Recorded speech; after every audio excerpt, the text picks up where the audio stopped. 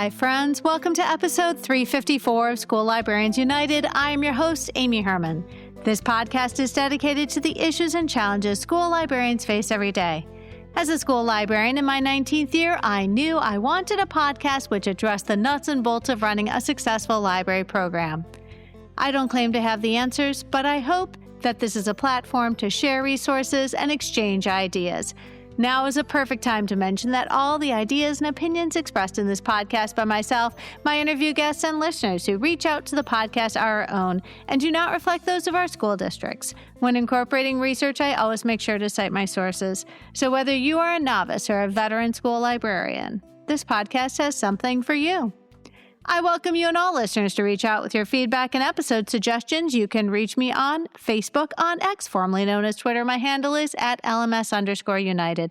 On Threads and Instagram, you can find me at School Librarians United and on Blue Sky at SLU Podcast, or the email address schoollibrariansunited@gmail.com. If you include your mailing address, I'll be sure to send you a podcast sticker.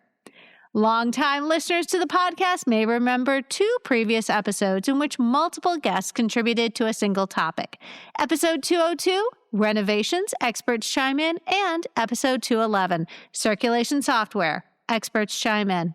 I felt that having the perspectives of multiple library leaders to be so beneficial as they represent a variety of experiences from different parts of the country and outside of the United States, and also from different positions of authority and responsibility within the realm of being a librarian.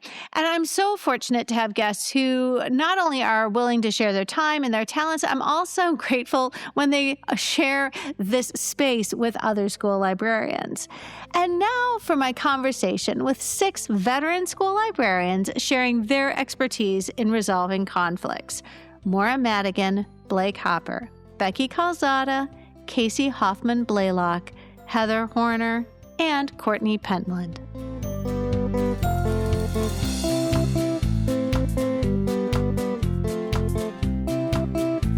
Friends, for those of us who have not met Maura already, would you please introduce us? Tell us about the library you support and the grades you serve and some of the programs you offer. Sure. My name is Maura Madigan. I am a secondary school librarian in Northern Virginia, right outside Washington, D.C. I work for a very large suburban school district, public school district.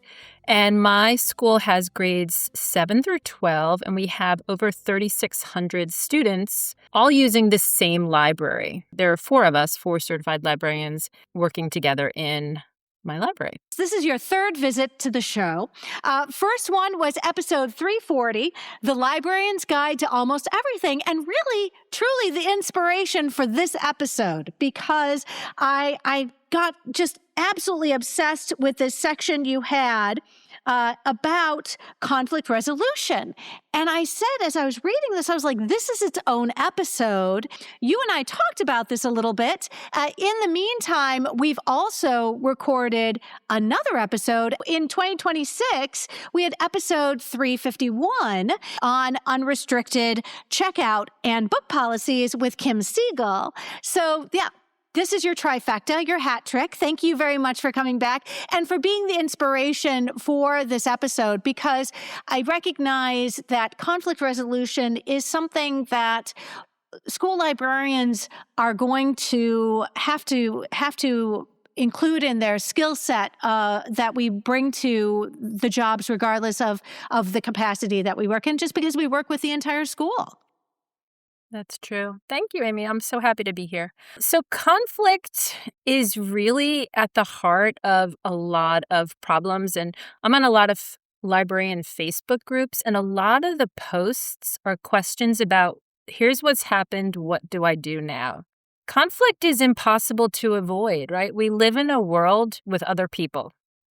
So conflict is going to be inevitable. Now, most people don't enjoy conflict, but there are certainly steps that you can take to minimize conflict and to help you overcome it. So first, I'm going to give just some general tips, and a lot of this information is included in my book. So some general tips is be proactive to try and kind of head off conflict in advance. This starts by building good relationships with the people in your building. Be nice. Be nice to people. I know that seems common, but when you're nice to other people, they're usually nice back. But don't be too nice, right? You don't want to be that person who everyone goes to and piles all their tasks on and walks all over. So it's really important to set clear boundaries and to set them early on so that people don't try and take advantage of you. You mentioned don't be over nice. And I will say it might be possible to just, I'm just going to be nice to everybody. That's sort of my blanket statement. I'm just going to be nice to everybody. But remember that oftentimes that is perceived as inauthentic. That if you come across the word as saccharine, I think is the word I think of. Like if you come off as syrupy sweet to everybody, people will not believe you're being your authentic self.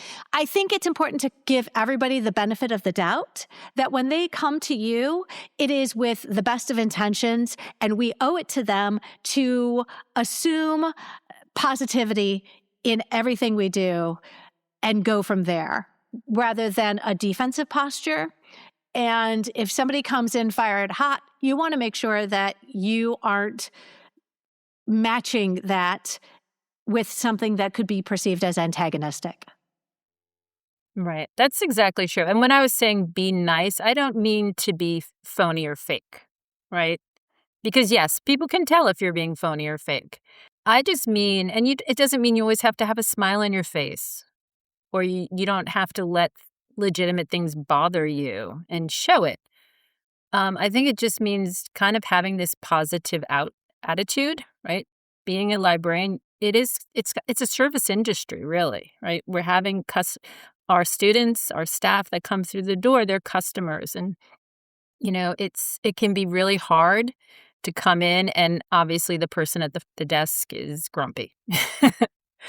So being nice. Another general tip is when you make a mistake, own it and apologize. I have a story that happened to me when I was in elementary school. And I had this student who had he brought food into the library, right? He brought this bag of Takis. And I said, okay, you can't, and he started eating it. And I said, all right, you can't be eating the Takis, put it away. So I put it on my circulation desk. So he put it there. And then I look and the bag's gone.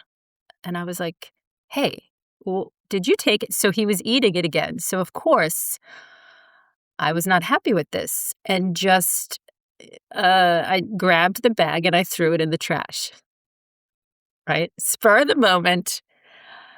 And, he said, oh, that's not fair.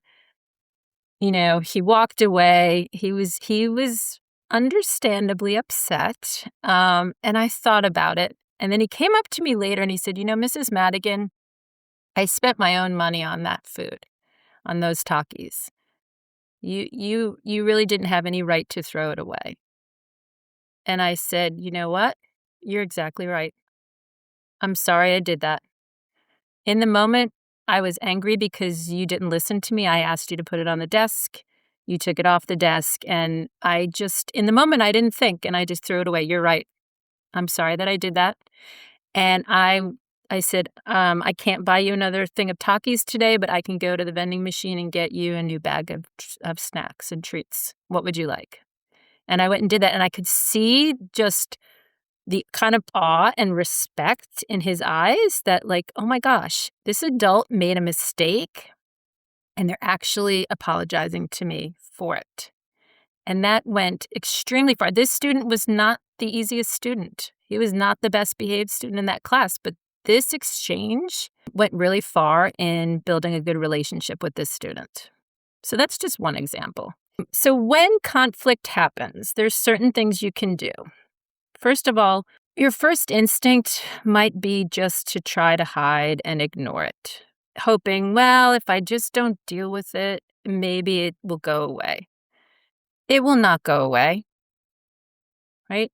It's going to be eating at you, first of all, because you will have felt that you have been wronged. And it may make it worse. It just may happen again. Or that behavior may happen to someone else. If in the moment I'm very bad at reacting in the moment. I never know what to say. That's kind of a good thing because it's really important to just try to not respond immediately if you can. Take a breath, pause, try to see it from the other person's perspective, right? Often we're all thinking that person is, against me. That person doesn't understand what's going on. Maybe try and see what are their motivations? Where are they coming from? Also, and this is very important and very difficult to do, don't take it personally. Most people are not out to get you, right? It's their actions say much more about them than they say about you. Whenever possible, talk to them in private and in person. Be respectful, ask questions, and really try to listen to what they're saying. One more thing is also don't keep rehashing it, right? And this is something that we often do, right? You go to your friend and you say, listen to what just happened. Can you believe this?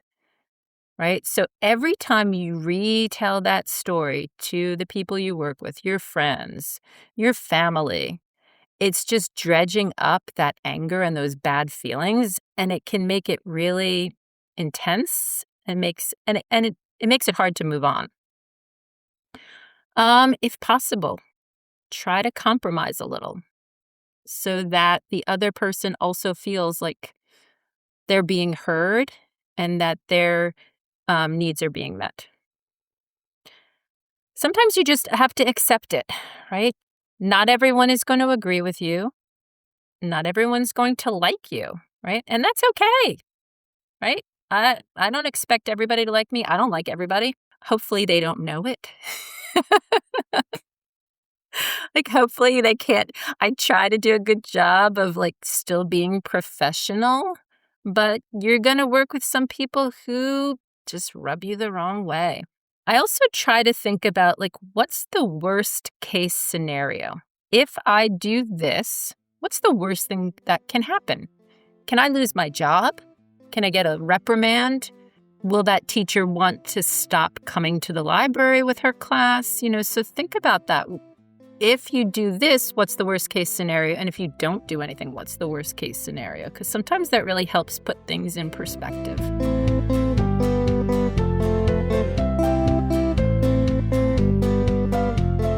I just want to talk back to a little bit of talking to them in person and really listening. Just this past week, actually, I had a conflict with a teacher. It was a team talk class, so general education and special education teacher, and I had 5 of this teacher's classes. And it was the last class, and there were some particularly challenging behaviors in the class. One student in particular did a few things that I thought, okay, that is really not acceptable behavior. I dealt with it during the lesson, but I was talking to the teachers afterwards, and I said, hey, I just want to talk to you a little bit about what I noticed.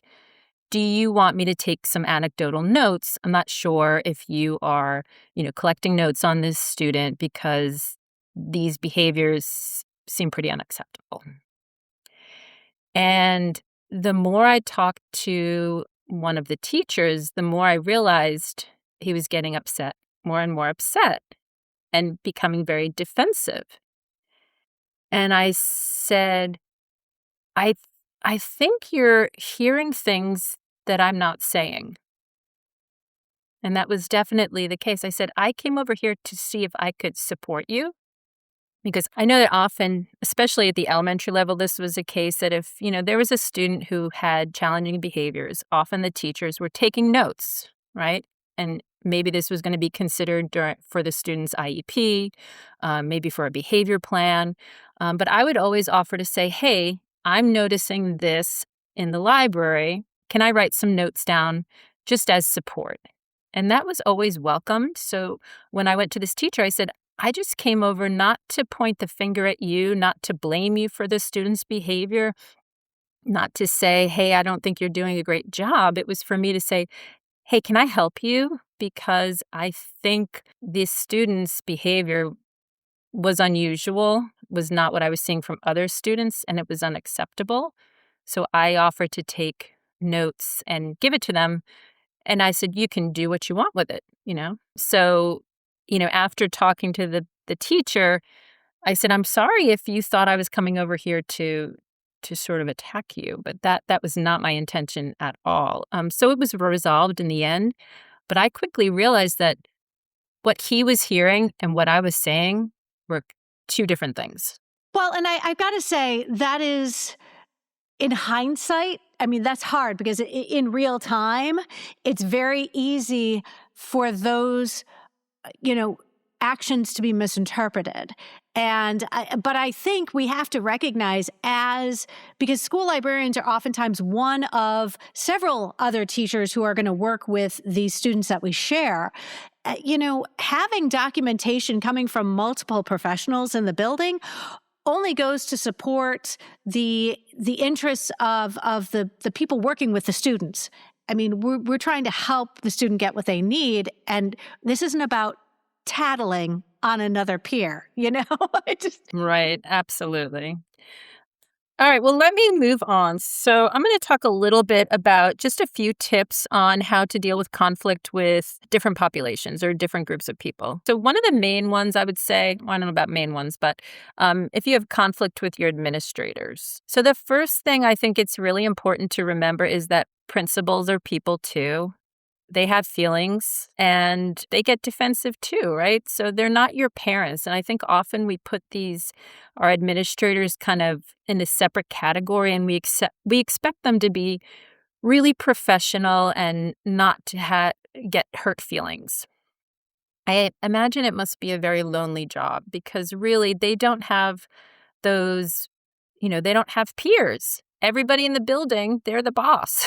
So if you do have conflict with your administrator, it's really a great idea to schedule a meeting. Don't try and talk to them in the hallway or on the fly or just jumping in. Schedule a proper meeting. That way you'll know that you have their full attention and that you're not interrupting them. Before you meet with them, calmly think through the problem so that you can explain your side. I always like to show up with notes for them, and I have a copy for myself, and then I can leave my copy with them that just jots down my ideas so they can refer to it later. Whenever possible, bring in data, outside sources, and tie what you want or tie the issue to what's best for kids. Because for administrators, that's their bottom line. How does this support teaching and learning? If you bring a problem, also bring a solution. Principals are putting out fires left and right all day long, right? They do not want to hear, here's another problem. But if you say, hey, here's a problem, but here's a couple of ways that I think we can deal with it, most of the time they will accept one of your solutions. I had a mentor when I was first starting out, Jennifer Coletta, and she is a good friend of mine still. And one tip she gave me is, when principals come and they say, hey, I have one more thing I'd like you to do, right? We've got our huge pile of tasks that we already have to do.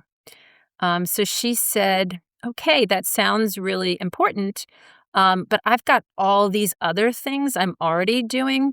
So if you want me to also do that, which one of these should I take off?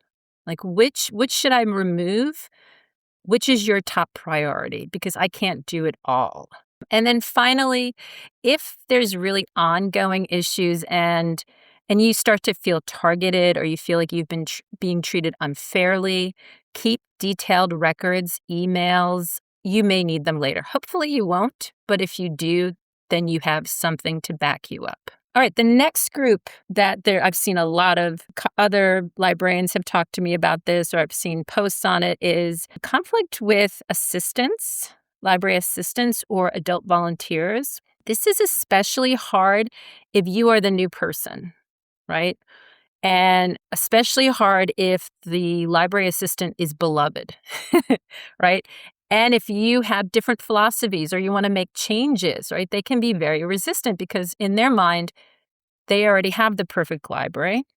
And here you are coming in trying to make all these changes.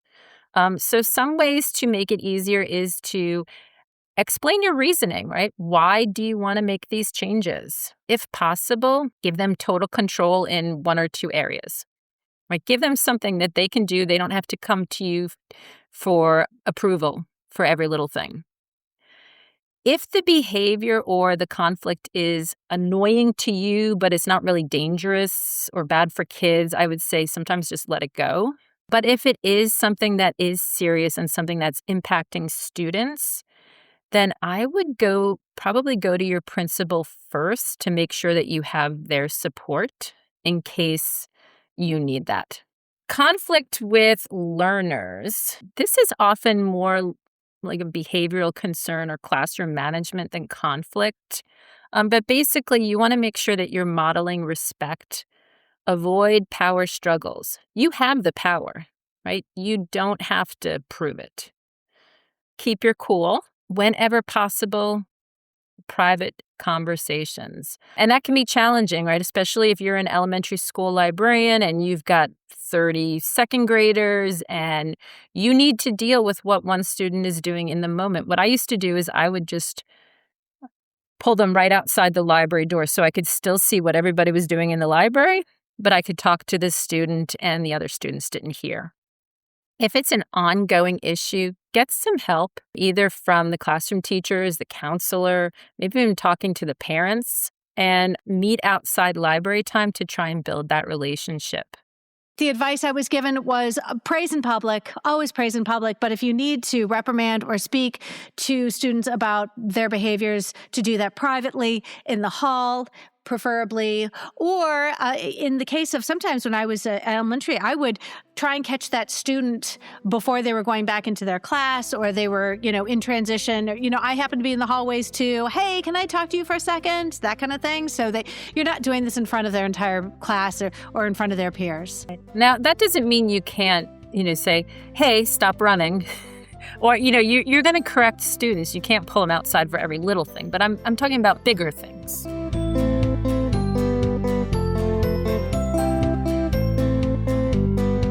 Next group, teachers. So often in elementary school, there's often teachers, they think that they control every aspect of their students' lives in school, including deciding what books they check out. If you listen to the unrestricted checkout episode, you'll hear a lot of my talk on that. It really helps with teachers to be proactive. I always gave an information sheet at the beginning of the year that listed all of the library policies, procedures, and rules and explaining why so that they knew what to expect from the beginning. And that was really a big help. So again, back to having that private conversation. So I tried not to address issues in front of the students. If it was something really major and it was like, okay, I can't wait and have this conversation afterwards, I might just pull that teacher aside and say, hey, listen, you can't tell them what books they can check out. A lot of times the problem with having the conflicts with other teachers is they've got this grass is always greener concept, right? A lot of people think whenever school librarians don't have students in the library, they are doing nothing. They are free. And we all know that's not the case. But I want to say a lot of people, there's a lot of different roles in schools, and not all of them are classroom teachers. And most people have no idea all of the different duties that other people are doing. If there is an ongoing issue, again, talk to your principal. Make sure your principal has your back and understands why you have a certain policy so that you have that support. A final category would be families. And everyone thinks it's hilarious. They're like, how could you have conflict with families? You're the librarian, right? But surprisingly, I've had a number of conflicts. It might be behavioral, where, the student's having behavior issues and you have to talk to the parents. I've had, students go home and lie to their parents and the parents email me, 11:30 on a Sunday night, or email the principal saying all these things their child said about them that never happened. I think it's really important. A great way to handle conflict with families or to avoid conflict with families when you need to communicate with them is to call them. Call them whenever possible. Email is so easy to misunderstand, right? You just call up. And what first thing I want to convey is I care about their child. That's what most parents want. They want to know that you care about their kid, right? So you want to front load the conversation with something positive before you give the negative. And you really want to convey that you're looking for a solution to the problem and you're hoping that the parent can help you with that. If you need a record, you may want of the phone call, you can follow up with an email saying, just following up on our phone call about this, this, and this. It's also great to keep written records. If you're noticing that a student is exhibiting a certain behavior, then you want to jot it down and that with the date. And that way you have a record to refer back to should it continue to happen. Also, let the teacher and the principal know if you are going to contact a family. Don't ask the teacher to do it. If something happens in the library, you as the librarian, you're the parent. You're not the babysitter, okay? There's nothing more frustrating for teachers than to pick up their classroom specials and the librarian says, your class did this, this, and this, and you need to do this, and you need to deal with it. Teachers have too much going on. They've got their own issues that they're dealing with in the classroom. If something happens in the library, it's the librarian's responsibility to deal with it. But principals and teachers don't want to be blindsided, especially if that family member emails about what happened, right? So you want to keep them in the loop. Also, it's good to share positive comments and improvements later on with the parents, either through a phone call, email, or just a quick talking points. We had this talking points app, which was really easy just to send a quick text. Anything that you can do to build that positive relationship with families is going to really minimize conflict. We are going to do the best we can. We are only in control of ourselves. And when it comes to how we address conflict, we need to always go with the benefit of the doubt. Moving forward, we're going to assume positivity in everyone's intentions. Maura Madigan, thank you so much for being the inspiration for today's conversation. Thank you so much for the book that you wrote. I devoured it. I'm so grateful for your willingness to share your expertise on the show. Thank you, Amy. It's been great. Always love talking to you.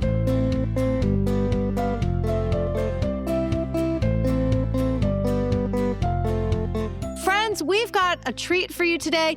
Blake Hopper, this is your 4th episode with the podcast. Please introduce yourself and give us a little idea of what you currently are doing. Yep, happy to be back. Always enjoy this. I still listen to it even though I am an administrator now. So this is my 13th year in education, 17th with my district. I started out as a sub and a coach and moved on up. So I was a librarian for 8 years, a classroom teacher for 2 years, and this is my 3rd year in administration. The last 2 years, I was an administrator at a middle school, and then the director called me into her office in May and wanted me to go back to my primary school where I was the librarian at for 5 years. And, when you get those calls in, you have to think about it a little bit and pray about it. And so I did. And I talked to my current administrator because we were a fabulous team and we decided that it was a good thing for me to go back over to primary land. My heart really is in primary land. I loved middle school too. I could go back to middle school easily, but I do love primary land, getting to shape the minds and trying to set them off on the right path. I love it. You have experienced education from so many vantage points, which is why I'm so grateful every time you're willing to share your perspectives and your expertise. Friends, this is Blake's 4th visit to the podcast. For our collaborative efforts, we've got a date. We've got a date when our collaborative relationship began, and that was in the weeks leading up to March 13th of 2021. Episode 117, Teaming Up with Your Administration. And how could I have possibly known at that point that you would, we would be here in 2026 Still connecting? It's because I always want to stay involved in literacy and library world. I think that it's so important. I advocate all the time. I did advocating this summer. I'm always supportive of my school librarian, my librarian friends. And I always say that literacy is in everything that you do. So here I am. Well, and this episode, teaming up with your administration, you recorded with Vicky Winstead. Uh-huh. And I think at the time you were the librarian in the dynamic and she was the administrator. Is that correct? We were both librarians at the time, but she had a really good and close relationship with her administration. So it helped a lot. And then we recorded episode 211, circulation software, experts chime in. You and 5 others joined the conversation. Very fun when we can sort of, just like today's episode, we're bringing that expertise from different voices, different experts. It really gives our listeners an array of strengths to call upon. And then episode 317, becoming an administrator, because you became the assistant principal of a middle school. But I'm going to say, didn't I talk with you when I was at Tassel a while back? Yep, you did. Yep. That was my first year as an administrator. Yes. Yes. One of the two. I don't remember. But yes, you did. This would have been fall of 2024. I flew down and met up with the amazing team at Tassel and spoke at your conference. And I was like, what are you doing here? You're an assistant principal. And you're like, no, I'm just here for fun. Like, you took a day. You took a day to come and be with all of your school library peeps. Yep, they always have lunch for past presidents. And, I made friends and connections through that. That's why I always encourage everybody to join their associations, because if I hadn't have done that, I wouldn't know people I would have never met you. I wouldn't have been around as much. So all my friends, they're all over I know friends all over the place and have them all over Tennessee now and the country. So. And you know what? That's our PLN. Different shapes and sizes. We might touch base every once in a while, but we still are great friends. And I'll tell you what. So I'd love to chat with you. You're in your second role as an administrator, and I'm hoping you will impart on us some of that sage wisdom when it comes to navigating what can sometimes be tense. Because as an administrator, there are certain things that you are able to do, which school librarians don't. And you oftentimes hold the purse strings. You can control things like the budget, the schedule.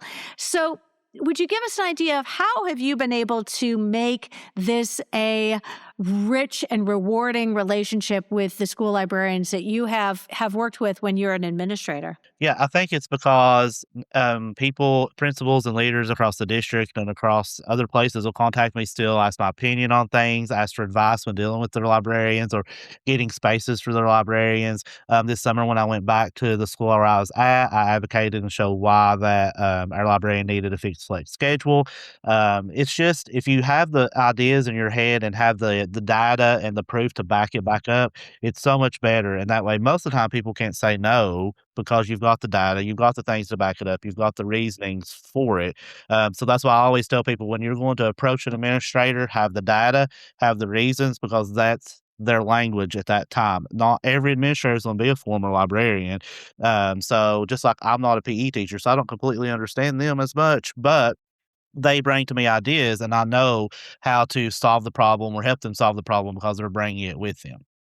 Yeah, I heard once from somebody who's like, you know how to do an infographic? Whatever you want to communicate, put it in an infographic, because less is more, and the points are they sort of scream off the page if it's on an infographic. Yep, you're right, and they love data as pie charts and things like that. Tomorrow night, I'm going to speak to our board about changing our mascot. I've got the reasons behind it. I've got the pie charts. I've got the numbers, so I'm ready to present to them now. That's what you should always do when you're trying to figure out something or fix something.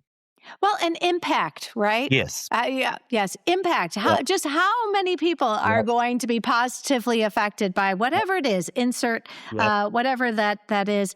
I have to ask, have you as an administrator, when you are working with your school librarian, you obviously have been there, done that, got the T-shirt. Yep. You are, and you have a behind the scenes, but it's so rare that an administrator has that kind of vantage point that you do. Yep. If you had to inform your administrative colleagues and say, listen, as somebody who's been a school librarian, I can tell you right now some things that have absolutely been a success strategy when working with our school librarians. Let's turn the tables, and what is it like to come at it from the administrator's perspective? I think it's making them sound like that they are literacy leaders in their building, because librarians are natural leaders. You're literacy leaders in your building, and it's making sure that they ask the point of going to their librarian and asking them. It's also encouraging librarians to do the same thing. Don't sit back. No one's going to tell your story. Approach them with reasons and ideas of what you can do to help improve literacy in your building. When you're talking to administrations, it's also good to point out all the things that librarians can do. They can help with technology. They can help with books. They can have the library open so kids are in and out all the time. That's the collaborative time. If they don't have that time, they can't collaborate and work with teachers and take loads off teachers. And when principals realize that they can help take loads off teachers, that's a huge selling point with them. Because I always say, librarians are not hired just to scan books all day long. They're hired to do a plethora of things. Checking out books is a chunk of it, but they're hired to do all kinds of different things. I got to hire the librarian at the middle school. I got to help hire her, and that was an amazing experience because she said, well, what do you expect? I said, I want you to collaborate with teachers, and I want you to bring book joy to our school. Those are the main things, and raise those scores up, because if kids enjoy reading, scores will come up, in my opinion. So, and I've seen the data too. It's not just my opinion. Like, I've seen data to back it up as well. I'm telling you right now, I'm not the only listener who wishes with all my heart that I could work with an administrator who had previously been a librarian. Call me anytime, I'll talk to them. You know exactly what it is like to do what I do every day. I have a vague sense of what you do. And all I know is I don't want to do your job. And I'm happy doing mine. I think that you have a wonderful perspective, and anybody who works with you is lucky because you come at this with a librarian's mentality. Yeah, and also too, I want to point out that if it's for the better of a child, our kids, that's a huge thing with me too. So that's why I'm always pointing out why this is better for students, what's going to happen for students. Yes, this might make something easier for teachers, but our main goal is what's going to be best for our students. So I always keep that in the back of my mind with everything that comes to me. Blake Hopper, I am so grateful you and I were able to connect. Blake, I know that you're busy supporting your community. Thank you so much for your expertise, and I look forward to our paths crossing in the future. Yep, me too. Thanks, Amy.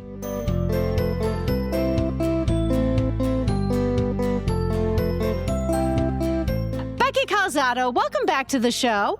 Thank you, Amy, for having me. I'm excited to be here with you today. Friends, this is Becky's fourth time on the podcast.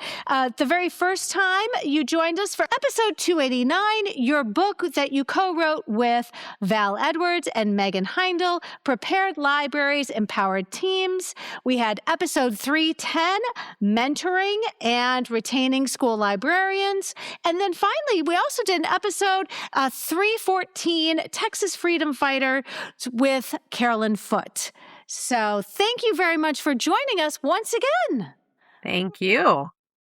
So for friends who have not tuned in to your previous episodes, could you give us an idea of what you currently do in this wonderful profession of ours as a school librarian?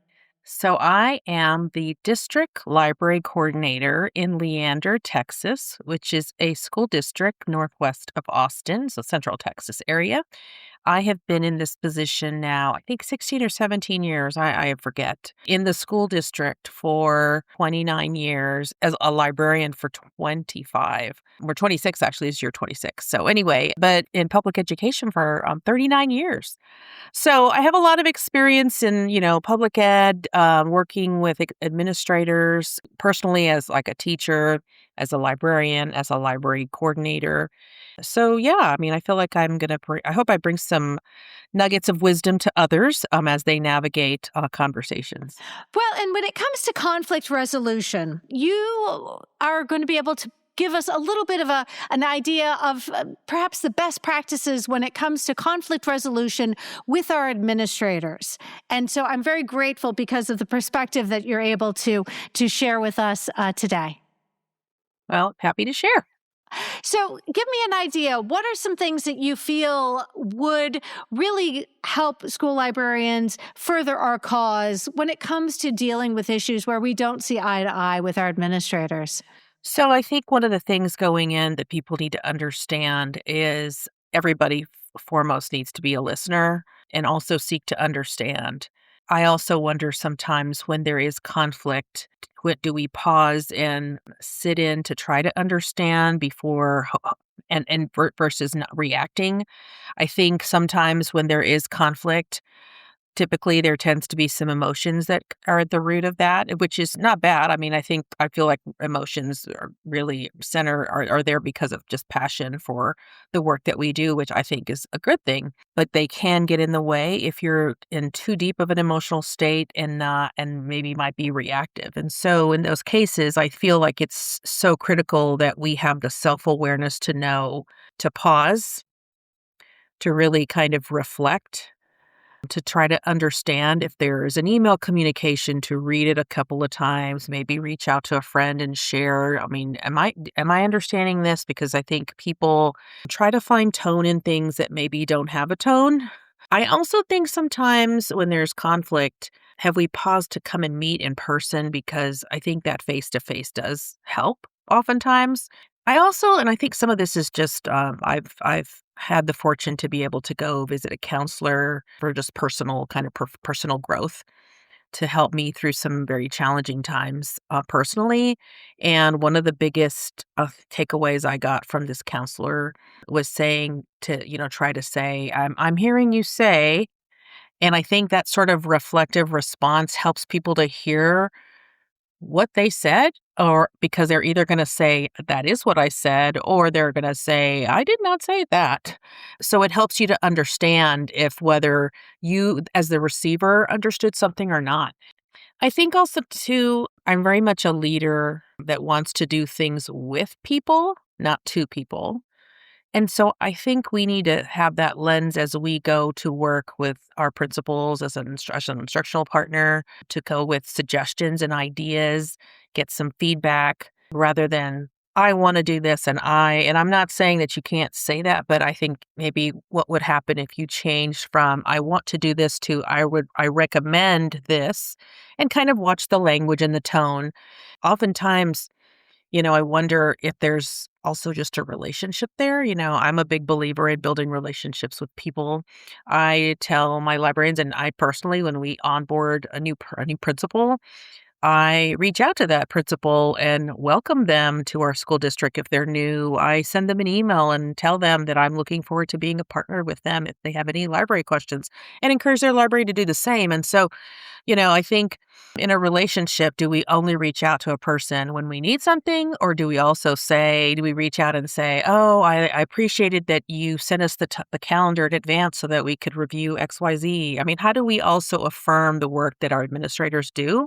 I would hope that they would return the favor. But when you do those small things to build a relationship that could head off any kind of conflicts, I rarely hear about conflicts. And if there is a conflict, typically the root of it is misunderstanding. The root of it is misunderstanding in what was said or done, or hearsay sort of things. And so I always think, again, we need to get to the heart of, I have a concern and this is what I know. I wanted to check in with you, go in with a place of curiosity versus like assuming the worst. What is it they say? There's two sides to every story, and somewhere in the middle is the truth. That sounds amazing. We should cross-stitch that on a pillow. Yes. The advice I was given by my union president was, if you have a conversation with your administrator and it happens to be in person, it's never a bad idea to follow up with an email that simply restates what was exchanged, and in the context of my understanding from the conversation that you and I shared in the hallway on such and such a date at such and such a time, that these are the things we discussed, and these are the things I'm hoping we can move forward with, and to make sure that it is, been also articulated somewhere where it is time-stamped, it has been exchanged as an email, that all of a sudden, given the volume of conversations that we all engage with, as well as our administrators, giving our leaders the benefit of the doubt of having an email to confirm, if I understand correctly, when we discussed this in the hallway yesterday, these things we were able to move forward on. Because I think that there's definitely a difference between working through issues via email and doing so in person. Agreed. I mean, I'll have some people that will do that with me, and I will not respond. I will pick up the phone, or I will say, I would like to schedule some time to talk. And only just because I think not only are you able to answer all of the just-in-time kind of questions, but it's also more efficient, I feel like. I mean, it goes so much faster when you have this long email chain. I think I've kind of learned in just communication practices in general that when there's a lot of back and forth, like, why don't we just pick up the phone and have a conversation, or have a little Google chat or whatever, I Google Meet kind of thing. So again, people don't read carefully. I mean, I think about it through the lens of, like, I work with a vendor and I'm opening a school. And I tell them explicitly when I'm setting up like specifications to make up, for library materials, I say we need to have a meeting.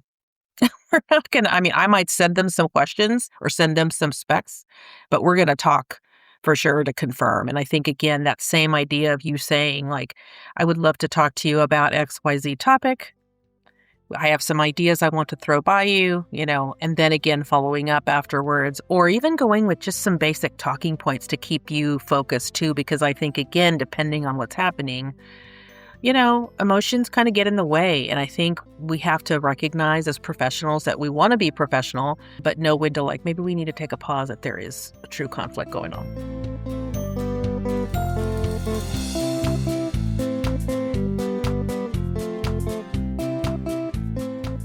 I'm curious to know, as a director of a group of school librarians, can I ask, how many school librarians are you working with in the Leander School District? 45. Whoa! So six high school librarians, 7 if you include a media specialist that we have. She's certified, but she's kind of like in a extra role because of growth. 9 middle school librarians and 31 elementary librarians. I know, it's a lot by myself. Well, but it sounds like there are strategies which these transcend the age of our students. These are best practices when it comes to working with an administrator, and it doesn't matter if you're in an elementary school or middle school or high school. These are best practices for how we are better to communicate effectively with our administrators in the hopes of coming to some sort of solution or, that works for everybody. Right. I think too, and I say this when I work with my people.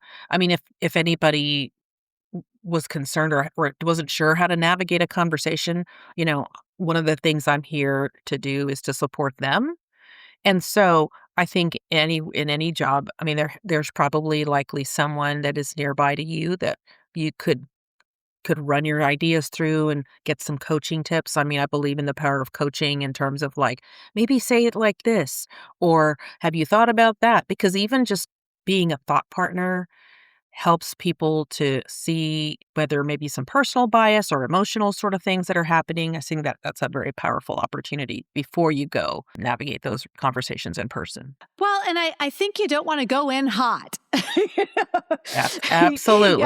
It's not even I need to count to 10 before I go in. I think sometimes this requires some reflection.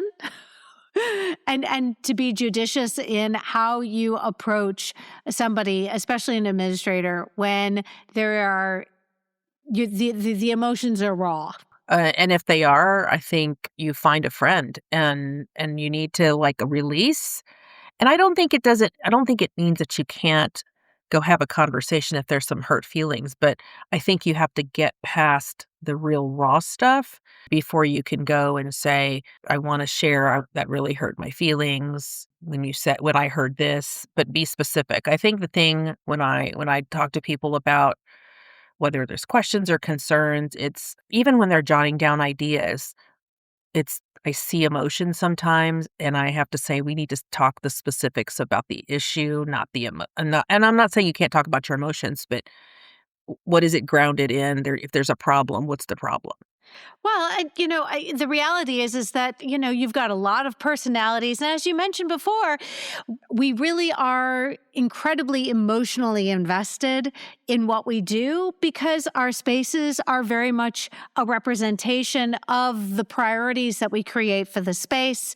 And we are so emotionally invested in what we put forth as a program for that school that how can we not feel invested in the outcome of decisions that directly impact us? Sure. And I think also too that we need to, as we're navigating, whatever the issue is, that it's grounded in like impact for students, impact on access and those kinds of things that, yes, we are caretakers, keepers of the space and the advocate for that space, but it can't be, but it can't be about the I, it has to be about students will feel this.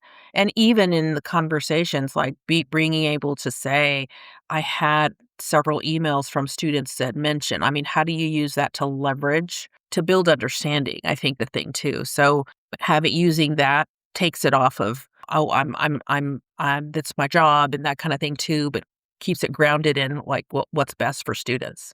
Whenever we can come with supportive evidence, statistics, circulation data, Absolutely. those kinds of things will go a long ways towards making our needs more compelling.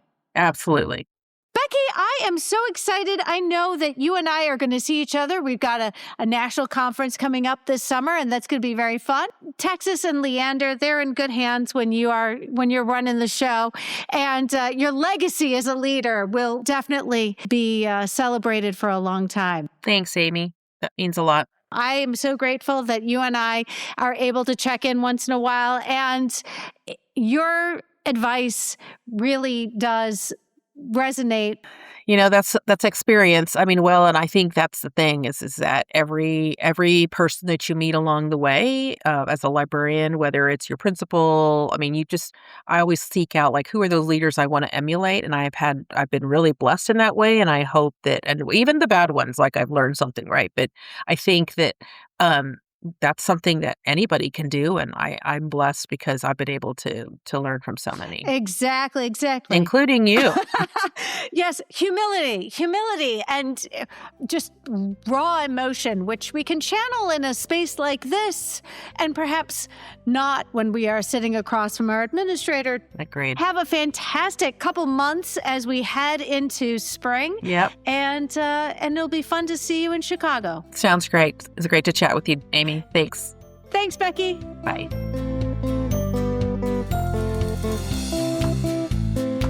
Let's go ahead and get started. Kaycie, would you introduce yourself and tell us about the library you support, the grades you serve, and a little bit about your day?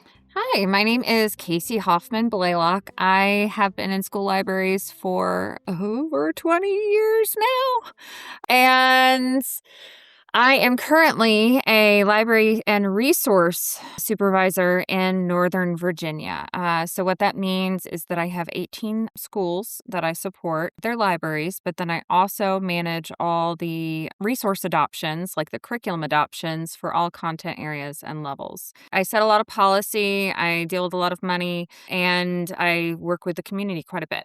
I know that you've evolved into this position and leadership, but what a fantastic way to make sure that you are relevant in so many conversations. Very handy. It's very It's wonderful because the more we entrench ourselves in our schools and in our districts, the harder it is for anybody to imagine a world without us. That is correct. And that is something I really believe because I have worked as a school librarian, I have worked in the state of Oregon, the state of Washington.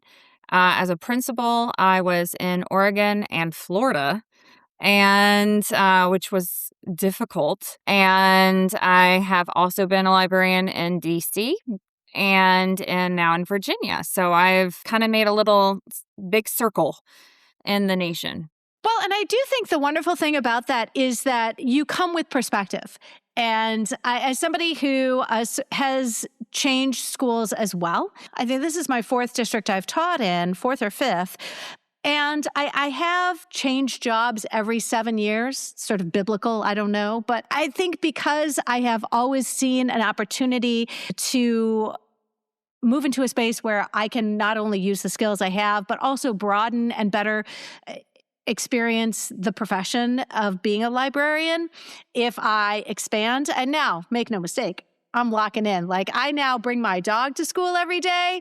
I am not leaving my job for love or money. So I can appreciate the perspective you must bring to your job every day. I also feel the same way. Like, I'm set. Like, unless they kick me out and I manage way too much money for them to do that, I'm not leaving. I'm set, because you do get to a point where you find a job where you feel like it challenges you differently. Every now and then you're like, this is something new. It's different. And now I'm being challenged in a new way. I feel really just fortunate to be in the state of Virginia, because having been in so many different states, I see, like, to see what happens to our profession. It affects me emotionally. It's one of the things that I feel is really important, that we do entrench ourselves into the total scale of what happens at a school, but then also to be very vocal about that, because we need to protect our profession, unfortunately. And as much as we, so many people have said we have the best jobs.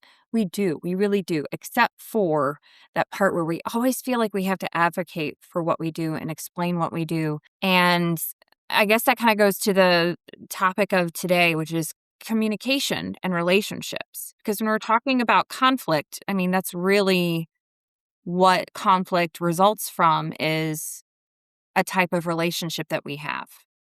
So let us know, you volunteered so generously to be on this sort of crowdsourcing of expertise on conflict resolution. First of all, what is it you would like to discuss specifically today when it comes to conflict resolution? Conflict resolution is an opportunity. I was not good at it for a really long time. And I am one of those people who I recognize my faults well. And I definitely had that weakness brought to my attention when I was a principal. I was a private school principal in Florida. And I realized quickly that old saying that if 50% of the people are happy at least 50% of the time, you're fine, is not true. It's not about numbers and statistics and data. It's about communication and relationships and how you approach situations. And I think it's also something that, like, I actually didn't learn what I was doing wrong from someone of, like, elder years. I say that because when I became a school principal, now I am of elder years. But when I became a school principal, I was, 31, 32. I was young. I was so young. I had this whole, like, finance, and before I went into education, like when I was even younger, I had this finance marketing background, and I had lost my public school library job in Oregon because there were massive cuts, and it was during the mini recession.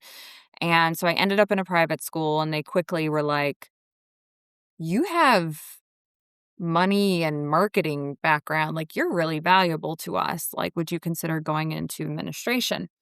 And so I did, and I missed the library world too much. But when I was there, I had a younger teacher than me. She was 22. Her name was Bridget. And so I call it the Bridget method. But I was struggling with dealing with problem solving in a positive way. And Bridget had this amazing method for diffusing situations that I still rely on weekly to this day. As a principal, and even just now as a library supervisor, I talk about it all the time with people, and they're just like, well, this person, blah, blah, blah, or this person, blah, blah, blah. And I'm like, if you come into a situation defensive or wanting to show why you're right, you're not listening to that person, you're not understanding that person, and you're just starting off on a bad foot. So what Bridget would do, and I'll even share an example. I still remember she had this really tough parent, and the parent was nice. He just wasn't friendly or warm or fuzzy, and he would just react at the drop of a dime. And there was an after-school music practice, and I mean, Bridget was on her job, emails. I mean, she was super communicative to the parents. And this parent, like, the mom was the breadwinner. He didn't get the memo. And so he came up to where the music practice was and was really upset. And, well, this is how this is affecting me. And this is, now I have to, and Bridget immediately, I mean, she sent out multiple notices, paper, email, everything? Yes. Was this on her? Not really. But Bridget, just being the very, very kind-hearted person that she was, immediately diffused the situation by just being Bridget and apologizing. And I mean, like, not just apologizing, but like really, she listened to him and then set it back. I'm so sorry. I realize that this has just been such a major inconvenience. I really appreciate you letting me know. I did send out this in paper and email, but what I feel like I hear you saying is that I need to also put you on the email distribution list. And I'm so sorry. I should have known that. I should have asked her. And she just over apologized. And immediately, just diffuse the situation. I mean, Bridget was pretty saintly. I'm sure she is still pretty saintly. She's pretty saintly.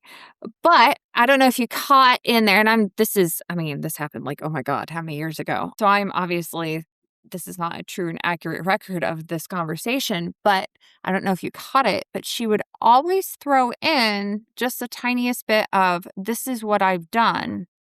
Like, I understand that this is not a good situation and that this negatively affected you, but also this is what I've done in there. And by doing that, and I don't think she actually realized she was doing that because, again, she was pretty saintly. And it's funny because it was a Catholic school, but whatever. But what it would do is not only, like, for the people who, because we're dealing with parents and families sometimes, there's no amount of reasoning that is going to work with them. But then sometimes you are dealing with a parent who isn't reasonable and they're just having a really bad day.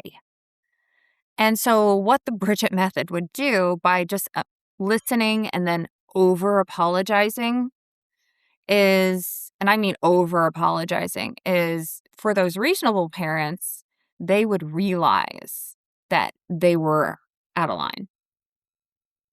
And then they would kind of like, oh man, they would reel it back in. And then they would end up apologizing to her. And then for those unreasonable parents, like there was no getting through to them.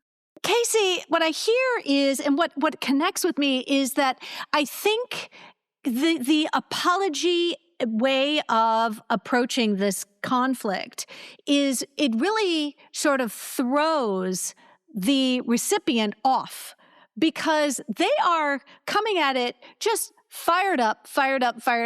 They're anticipating that clash. And it's very disarming and diffusing. It's disarming and diffusing to come at this. You are apologizing for the situation and not so much for what you failed to do, but you are apologizing for the situation. And I'm sorry that this happened. And you can do so. Which is reasonable, right? Yeah, like, you should be like, oh, man, that sucks. I'm sorry. Yeah. But you're not owning the reason. I mean, it is funny because you manage to apologize, disarm, and diffuse the situation. And all of a sudden, instead of getting that battle royale that this family is expecting, they don't get it. And it's sort of like, wait, I think they had come ready with a problem and they didn't find it. And you're offering now a solution. And in doing so, they feel vindicated. Like, oh, wow, that was easier than I thought it was going to be.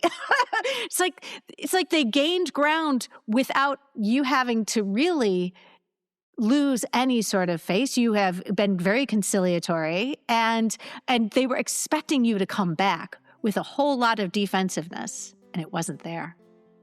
It wasn't there. It wasn't there. It's such a simple thing to do, but we don't, we're in our emotions. When someone is coming at us, we're in our emotions, and we do feel like we need to defend ourselves, but it's not what's best for the situation.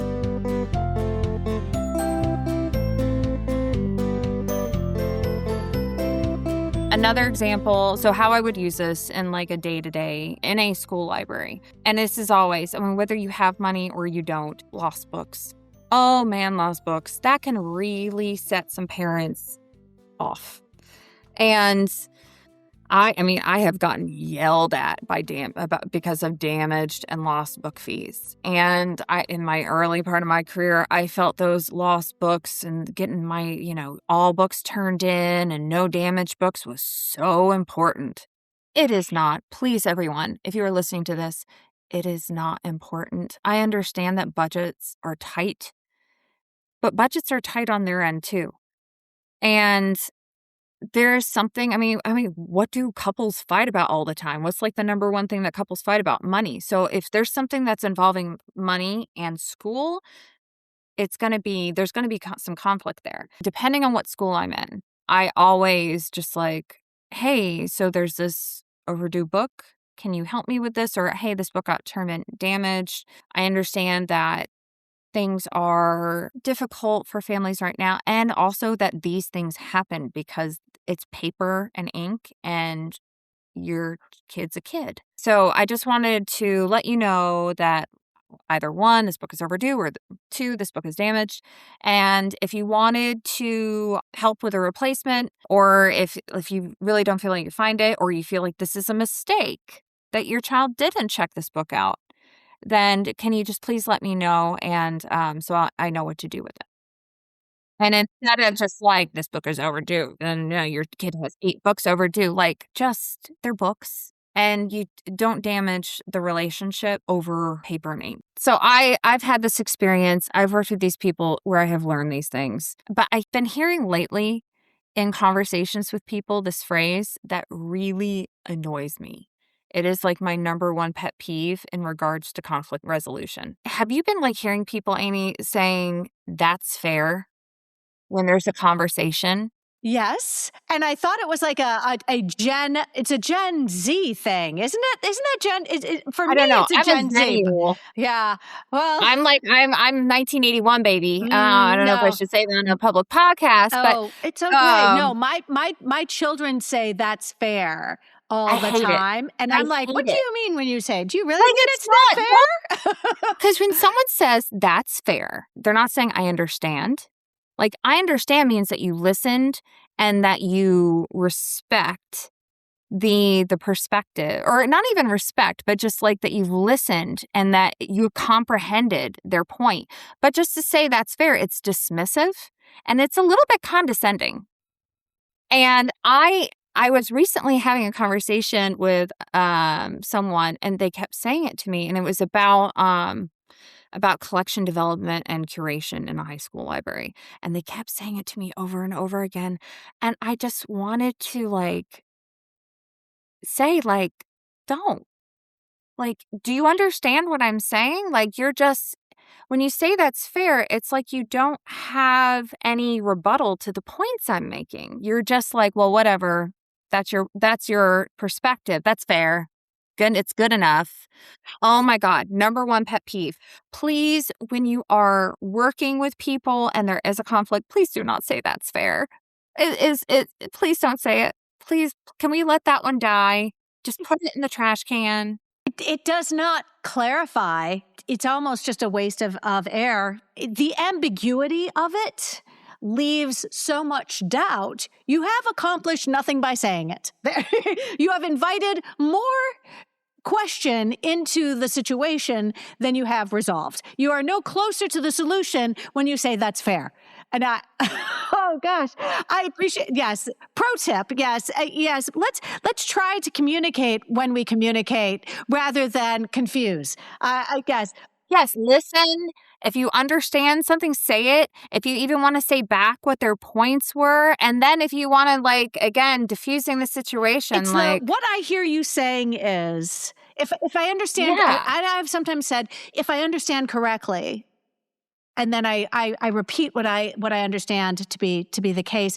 Kaycie Hoffman, I feel you've been shortchanged by coming on this episode. I'm excited to showcase your expertise on a full-length episode at some point in the future at your convenience. I do love sharing my opinions as much as possible. I am so opinionated. Thankfully, we are in no shortage of opinionated school librarians. The podcast will continue ad infinitum. So, yes, Kaycie, if someone wants to reach out to you, I appreciate you said before we were rolling, you said that you are not on social media. Because I don't have my own library, it's hard for me to have that. Would it be all right if somebody wanted to reach out to you personally, could they email me and make that request? Absolutely. Okay, perfect. Kaycie, I want you to start thinking about what it is you want to showcase on the show sometime in the future. The invitation is yours. Thank you.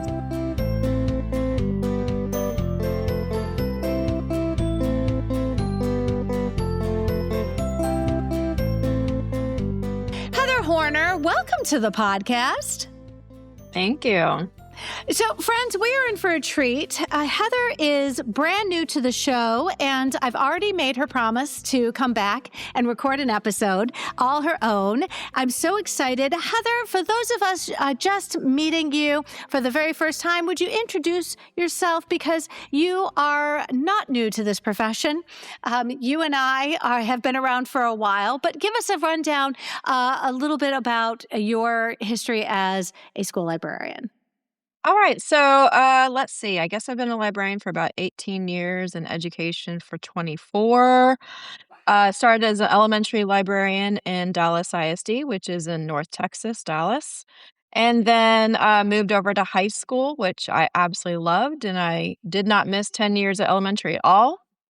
Then I was lucky enough to move to an instructional specialist in Dallas ISD for a year. And then I got another job in Richardson ISD, which is partially in Dallas and in Richardson, Texas. And I was there for 5 years as a library coordinator. And now I am back in my hometown, which is Portland, Oregon. And I am once again back on a high school campus, which makes me very happy. Being a high school librarian has always been my favorite job.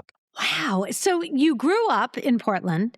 Are you in the same district where you went to, or you are in a nearby district from where you grew up? Yeah. So no, actually, I was in a district that is in the suburbs, and I'm now working for Portland Public Schools. And I'm really enjoying it.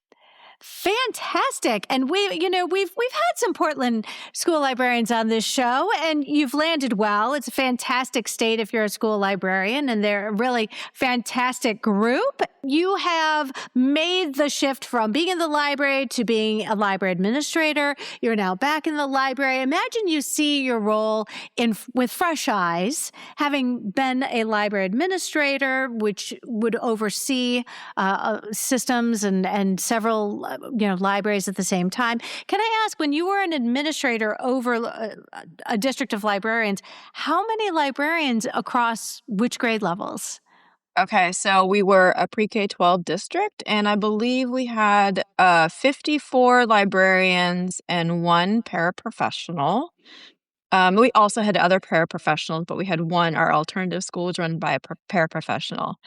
And then by the time I left, I believe that number was down to 43, I think. Yeah. Wow. But that's a lot. And, I wonder, as an administrator, did you ever find yourself having to work through some of those strong personalities, some of those, we're talking about conflict resolution in this, but I've never really talked about what happens when school librarians there's a tension in the district amongst other school librarians in your very own district. We are all divas. We Yes. are all, and I don't mean that to be gendered. I mean, we all are rock stars in our own schools. And then there is this sort of, I don't want to say one-upsmanship, but especially if you're in a district where there are other strong personalities and school librarians, rock star librarians, I've got to imagine that everybody sort of has to temper that ego just a little bit when there are so many of you. Yeah, so I think so yes, lots and lots of different personalities. Sometimes I don't like the term tough conversations. I don't prefer that, but what can feel tough to others is a way that I more look at it, that there may be some emotional conflict. When librarians get into the room, they are incredibly, incredibly passionate. And because they do run their whole program on their own, hopefully with support from staff and administrator, but sometimes not, there are lots of perspectives on how things should be done. And so sometimes when policy changes or procedures need to change in response to something, you can have a lot of really passionate responses. And so at the end of the day, my job is to support my librarians. And so some of the things that I've done before to help guide that conversation on without getting stuck in the weeds or spending too long on what quickly can become a Q&A to more of a venting session. My director and we had parking lots, and we would specifically say like, hey, we have this amount of time to talk about it, but we promise we'll get back to you. And so we would gather questions, and then we had them put them on a Padlet, and then we would answer them. And then we'd always say, basically open door policy. And so people felt like they could call us, they could email us, they could text us if they had something they needed to chat about. But it's not like that happened right away when I was in as a library coordinator. It probably took about a year, probably a year and a half before we were able to gain the trust because my director was new and I'd only been there 1 year with a previous director. And so we created this new team. Yeah, but sometimes some conversations can be had over email. Sometimes it needs to be a Zoom. Sometimes it needs to be a face-to-face visit.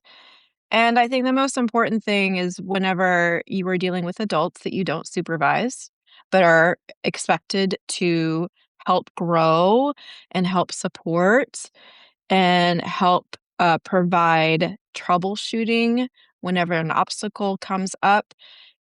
Really, the most important thing is, number one, empathy. Each person is their own person, and there's nothing wrong with their personality. That's who they are.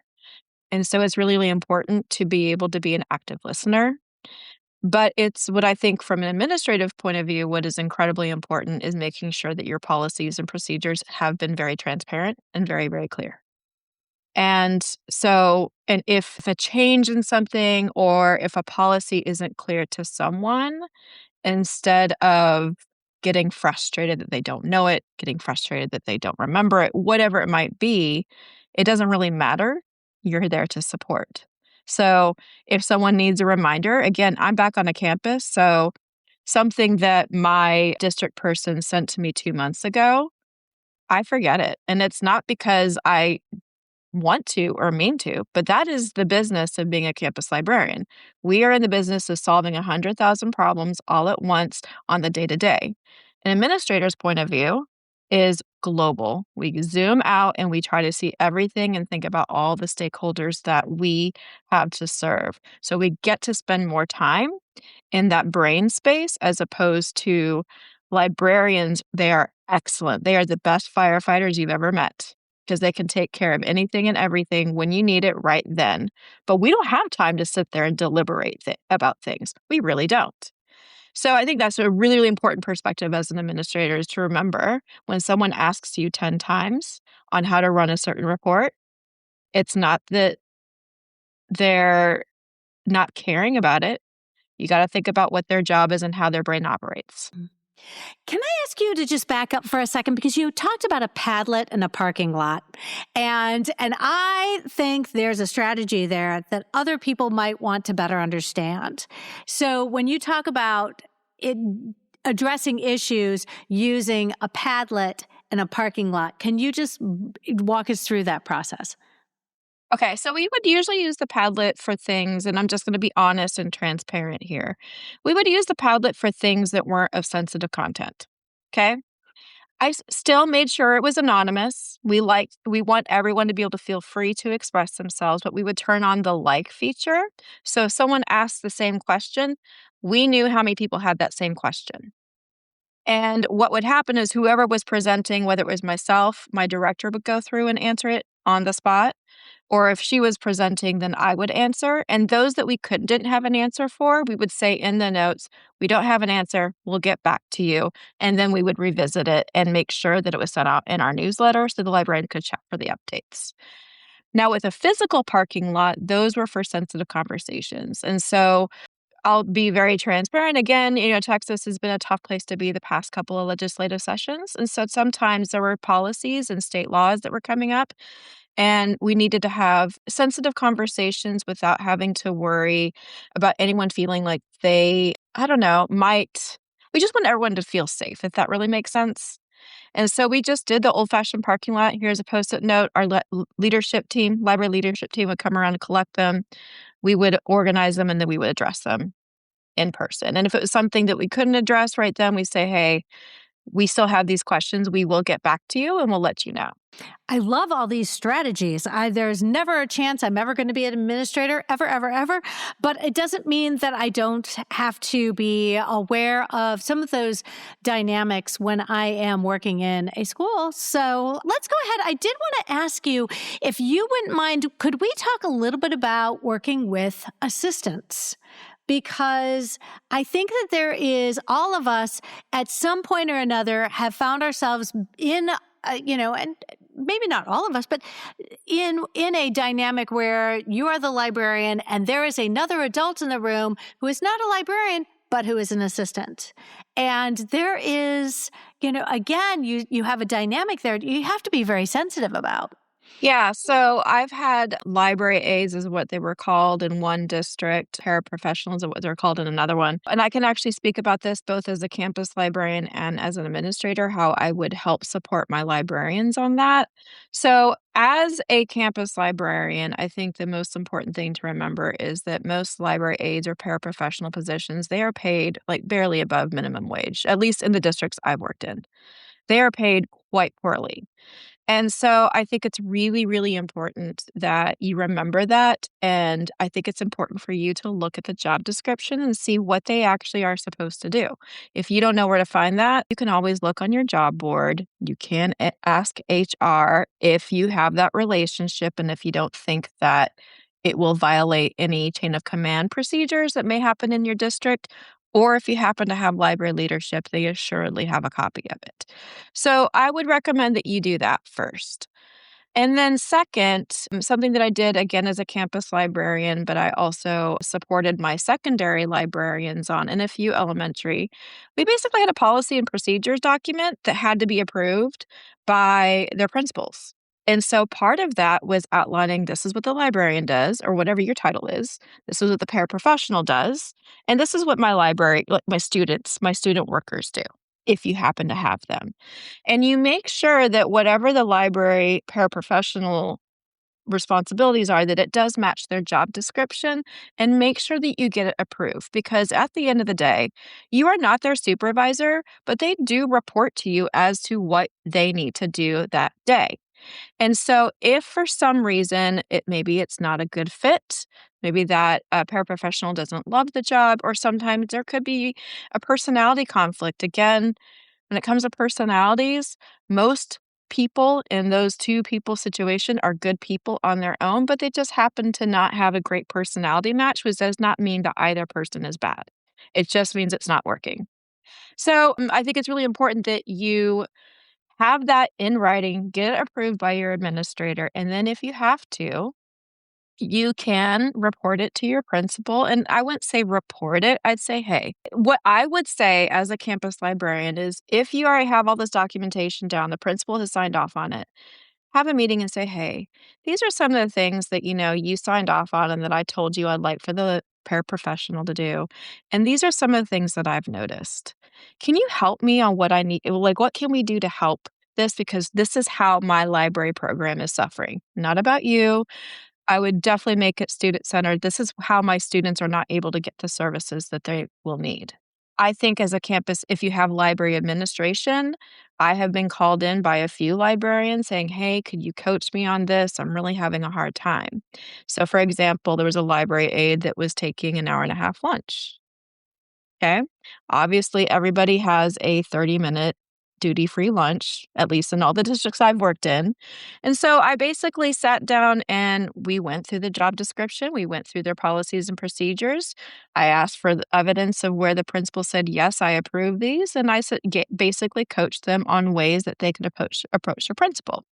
In some cases, they had to escalate it and they asked me to become involved.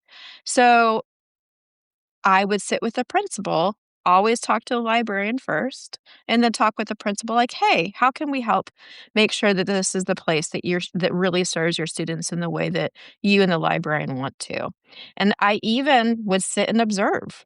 I went to a few secondary schools and I would just sit there, I would do my work, and I would just say, hey, we're looking at some standardizing procedures for all, middle schools or high schools or whatever it might be, and explain that to everybody and just talk to everybody. The library paraprofessionals, I always made sure that they knew who I was. I always made sure I knew that their first names so I could greet them when I came in.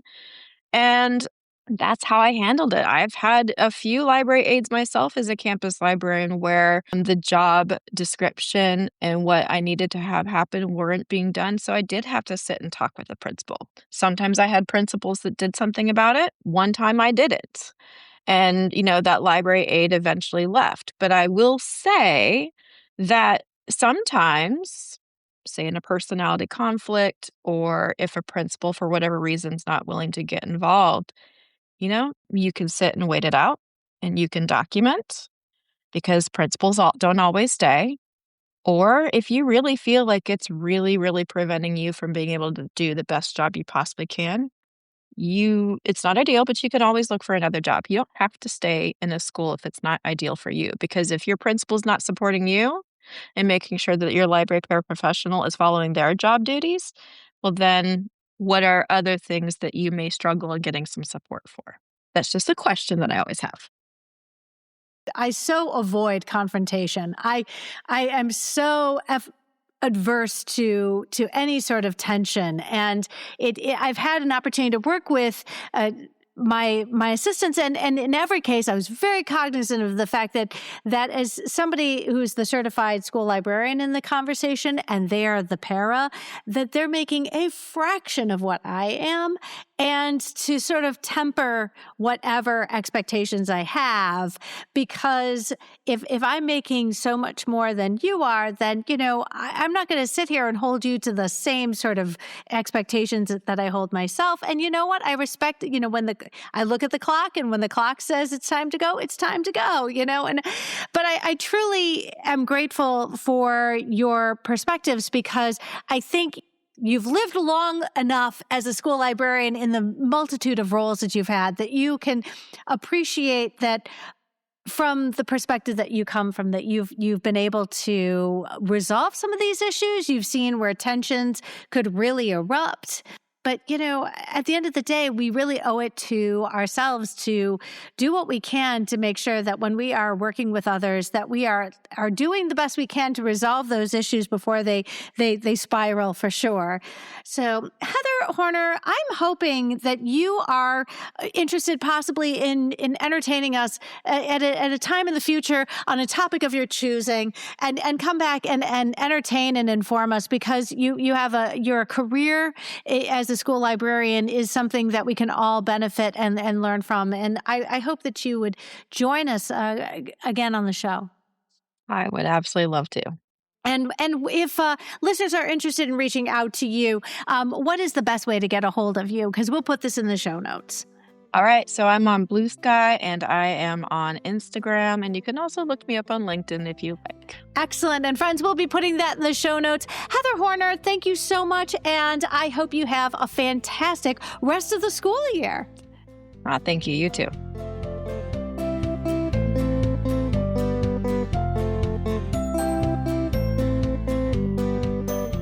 Courtney Courtney Pentland. Welcome to the conversation. Oh, I'm so excited to be here, Amy. It's always a treat to be able to talk with you. This is the fourth visit, all right? So fourth time round. Courtney and I, we go way back. We're talking about the first time that you were on the show was for one of our COVID episodes, one of our pandemic episodes, episode 78, virtual job interviews. And friends, if you are looking to interview for a job anytime soon, I recommend you listen to Courtney's episode 78 because most interviews now are done initially over a Zoom or a virtual conversation before you move into that in-person conversation. But I have a fun sticker on my computer that says, I library all the time. And that was something from our conversation that we had in the spring of 2021. It is. And it was just a throwaway comment. It's, just like I feel like I library all the time. Like that is constantly in my head and in my brain and what I'm doing. And so it just kind of, became a thing that I feel in my heart, but also want to share with other people. Well, and it really did validate where my head is. My headspace is always in library mode. I could be grocery shopping, and I am already thinking about something that I'm going to do at work the next week. Oh, that's just a sign, truly, of a professional, a committed professional, or a professional who's committed to the profession. There we go. This is.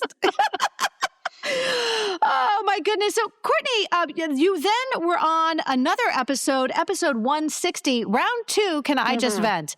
These were fun episodes because we just sort of got in that soapbox and just vented. It was a safe space. I loved that. And then most recently, episode 284, AASL president. And remind me, did we have that conversation in the months leading up to your last few months of being in the role, or you had just come off of Correct. being president and you were immediate Correct. past president? And we talked about I am not a special human being in the sense that anybody can be a leader in their national association. So it talked a lot about if you would like to take on some opportunities and responsibilities, either at your state or your national level, do it. Don't have that imposter syndrome. Everybody has worthwhile experiences and ideas to share. So don't get caught up in I'm not special enough for this. We're all special. Do the thing, my friends. Well, and that's where I'm going to say right now, friends, I want you to make sure, since Courtney brought it up, take a look at our playlists. At the very upper left-hand corner, the very first playlist is called Librarian Bucket List, because it is all sorts of different kinds of ways in which we can grow professionally by doing things outside of the immediate day-to-day of running a library. And Courtney's one of many people who have stepped up and shared their experiences, whether it has been leadership on a committee or in roles of leadership for a professional organization, or putting yourself out there for an award, or in many cases for people who have looked to become a Fulbright teacher, or when you have received that recognition for the work that you've done professionally. These are things that really allow us to truly grow. So definitely look at that playlist for aspirational things that we can do to invest in ourselves as professionals. So, Courtney, I am so grateful you're here. You've sort of morphed like in that butterfly stage where you've moved from different stages of being a librarian. And truly now, would you let listeners know, where have you found yourself in your journey? Absolutely. So I am now the full-time coordinator for our graduate school library and instructional technology leadership programs at the University of Nebraska, Omaha. I was an adjunct instructor there for a very long time, and the opportunity came up to move into the position full-time. So I get to do one of the things that I absolutely love, and that's work with pre-service school librarians and be able to support the next group of professionals that are out there. I love it. Well, they're in great hands. You share so much expertise. My favorite memory of us really is just calling you on a whim in the middle of the summer and just saying, hey, what you doing? You want to get a drink?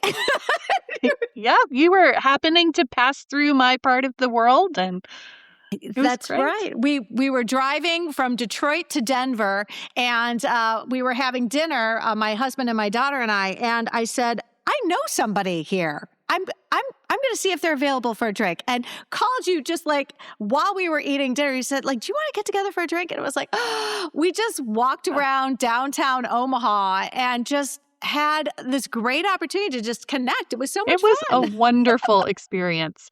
My favorite memory, Amy, is when we were in Juneau together for the Alaska School Librarians Association conference. And I am somebody who is not happy about height. Specifically, I do not enjoy the idea of falling from those heights. So Amy and I climbed a mountain together, and I quite literally crawled up the mountain with Amy cheering me on. And that is one of my absolute favorite memories, that we conquered that together. It was a beautiful experience. You were not nearly as fazed about the "Do not feed the bears" sign as I was. I really was. I was less concerned about you falling, off the mountain than I was about some fur friend finding us, alone. And it was really super fun. I was just very grateful because there are a lot of things that I'm certainly more excited to do when you have a traveling companion, for sure. Absolutely. It was fantastic. The lesson there is, friends, when you find yourself having the opportunity to network with somebody, you're like, I definitely encourage, if that person is a school librarian, would you just step up, get that courage, and reach out to that person and say, you and I share something in common. We're both school librarians. And this opportunity has presented itself. Always be open to those opportunities, because some of the most fun I've ever had has been doing something that really seems a little out there at the time. But if you're reaching out to a school librarian, I promise you won't regret it. 1000%. I think school librarians are some of the kindest, most giving people who truly want to collaborate and support each other. So, yes, ask the questions. I remember meeting Andrea Trudeau years ago, talking in Salt Lake City. She was just like, hey, I've got 5 minutes. Can we meet up to chat? And absolutely that's so love much fun when people do that. And another reason why we should all try and make our national conferences, because it's it's like having a family reunion, for sure. It's a family reunion. Courtney, you're so gracious. I know that we are today talking about conflict resolution, and having your expertise to impart on us is really helpful, because we're coming up into interview season, and I already know that my assistant is retiring. This will be his second retirement, but he will be officially retiring as the assistant in our Learning Commons. And I'm already dreading the fact that I am not likely going to be able to be part of the hiring of their replacement, because I have a feeling I know how this works. But let me ask you, let's talk about working with assistants, and let's talk about what we can do to really sort of build that collegiality when you have a dynamic that is a little off balance, right? And how do you do this without really of potentially offending the person that you're working with and creating something about, I don't know, toxic environment? Right? It can be a challenge. So I've worked in environments where you are not involved in that interview process. You have a position that's open and you just kind of get what you get, because it might be a seniority thing that goes through the union that represents the non-certificated people. It could just be the process that they have laid out. And then I've also been in the situations where I get to help look at the resumes and decide who we're going to interview, and then also be able to sit in on the interview questions and give input as to who I would like to see hired. So I've had both experiences. And I would say either way, you don't really know what you are going to end up with, even if you have been through that interview process, because, interviews are speed dating in a way for figuring out if someone is going to be a good fit. And you may not know from that little 30-minute conversation all of what you're going to get. So hopefully it's fantastic and it's going to work great. Sometimes there's challenges that emerge later on that you hadn't anticipated. Doesn't matter which way you come into it. There's some different things to consider for sure.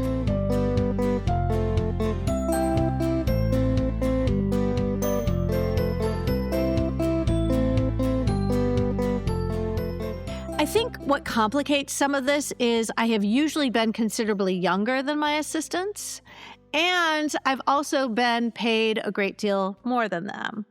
And I just know that because I know what our paras make. I know. I'm just telling you that there's a dynamic there. There are reasons for tension that could really sort of create a situation that is not unpleasant, but not as friendly as you might want. But I remember working with somebody who was like, I take lunch at noon. And I was like, okay, but that doesn't really work. It's like, I mean, those kinds of things, that sort of fixed, like and that comes because they had been a kindergarten para, or they had worked in a one-on-one situation where the student always took lunch at this time. So they always took lunch at this time. And so this idea that the only time they would take lunch was at a particular time. And I was like, but that really doesn't work in our work situation. Some of that inflexibility, trying to like make sure you don't offend, but also find a place where we could both agree. Absolutely. So one of the things when I was able to do interviews with people ahead of time was to really tailor those questions to give them an idea of what the environment was going to be like before they would ever step foot into that position. One of the questions, like if we talk about that, was the library is a very flexible environment. While some things could be considered routine, what happens is never the same from day to day. Please give an example of when you needed to be flexible in a job or other responsibility. So, we talk about those things right from the get-go in that interview process. We talk about technology a little bit. So one of the frequent tasks in the library is helping students troubleshoot Chromebook problems, fill out help desk tickets, and get loaner equipment. Do you have any experience working through technical issues? If so, give an example. So like those types of things just kind of give them a heads up as well. Like this is the type of thing that you're going to be dealing with on a day-to-day basis. And if they're not comfortable with that, they may realize it's not a good fit before, we ever make that choice.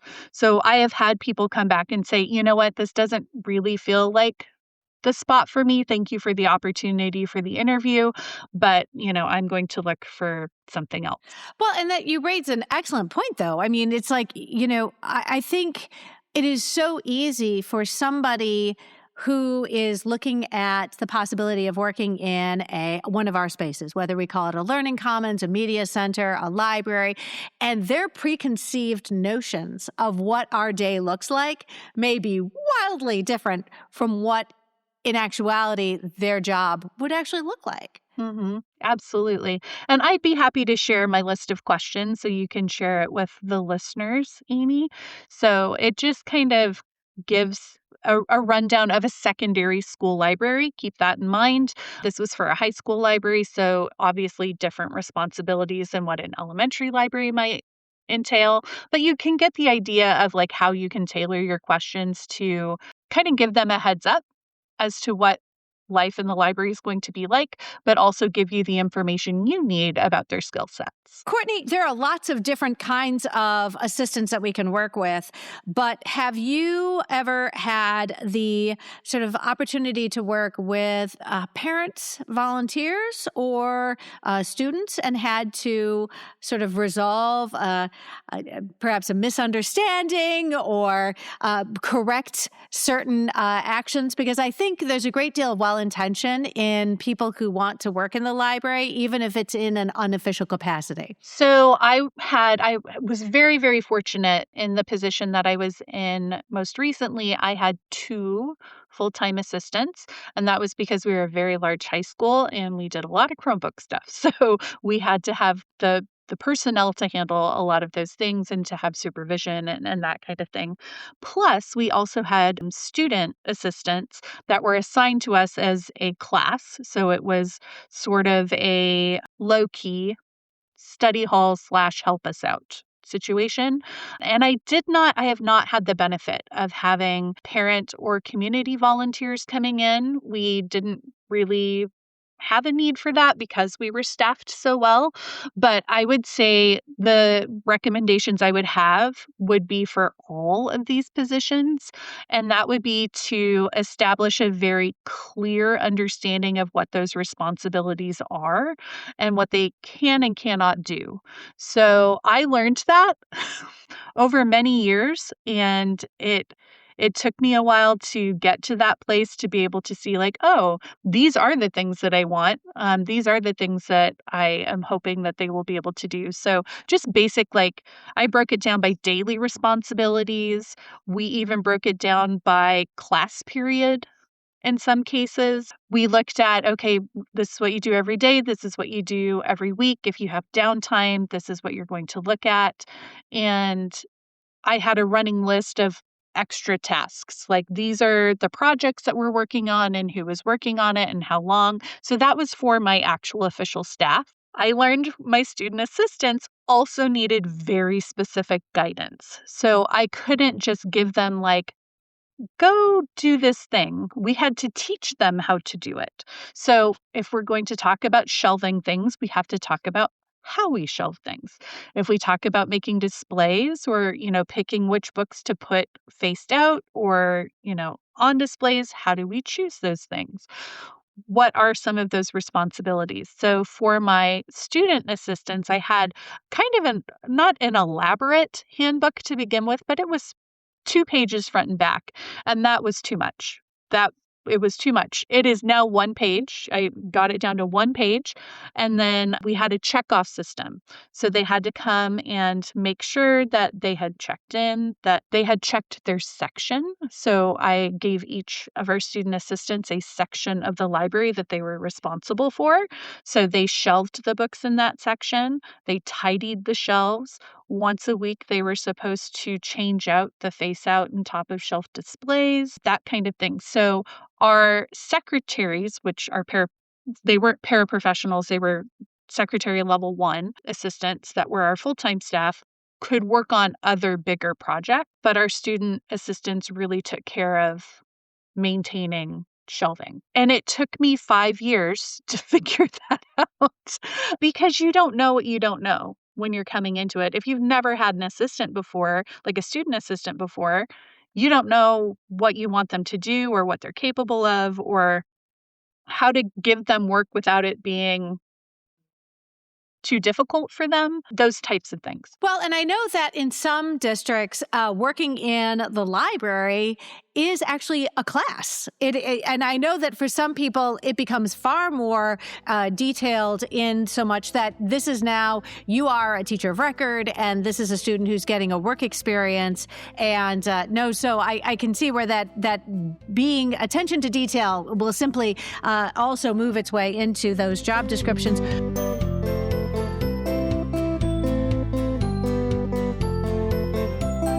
I want to talk about like how to avoid conflict or when conflict comes up, like how do you address it? Courtney, I make no secret of this. I am very adverse to confrontation. I am very adverse to any sort of situation that might get uncomfortable.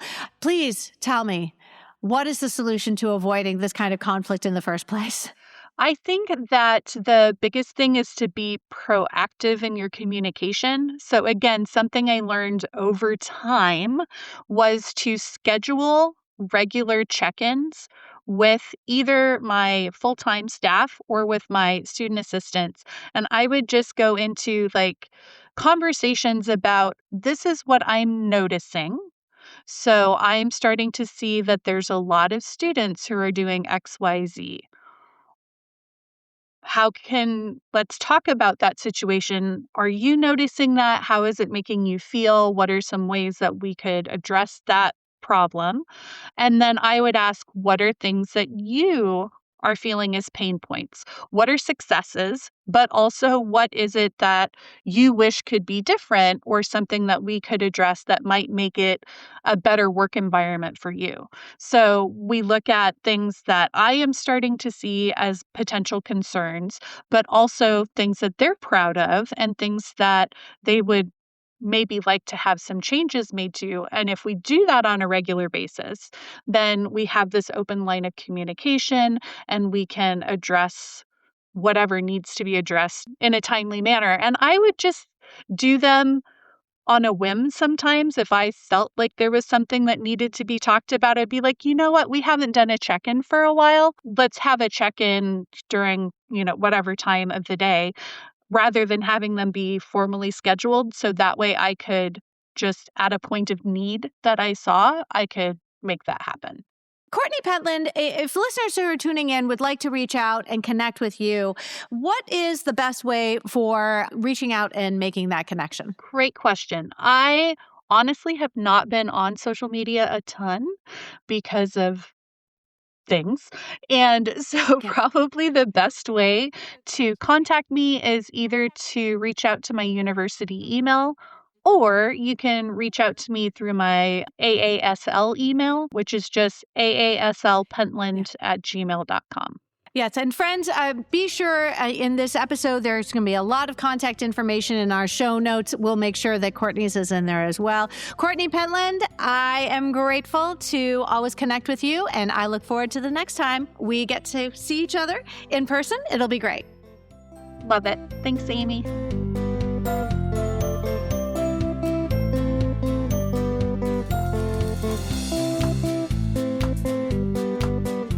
A heartfelt thanks to all of our guests for making today's episode possible. Be sure to add them to your virtual PLN. And if this is the first time you're listening to today's guests, be sure to take a look at our show notes for links to previous episodes which feature this talented lineup. If you found this episode helpful, please share it out with your team, your PLN, and on social media. Be sure to follow on your favorite podcatcher so you'll never miss an episode. And if you really like listening today, consider leaving a review wherever you listen to podcasts. Reviews help others find us. If you're curious to know how often your state or country has been featured on the podcast, then simply click on the link which can be found in our show notes, search title, author, state, and country, and do a Command F search. I hope this is the year you consider being a guest on the show. Please visit the FAQs in every episode and you'll realize just how easy it is. We all have something to share. Make 2026 your time to shine. The topic of our next episode will be staff book clubs and my conversation with Katie Moose and Molly Detman. I hope you will tune in.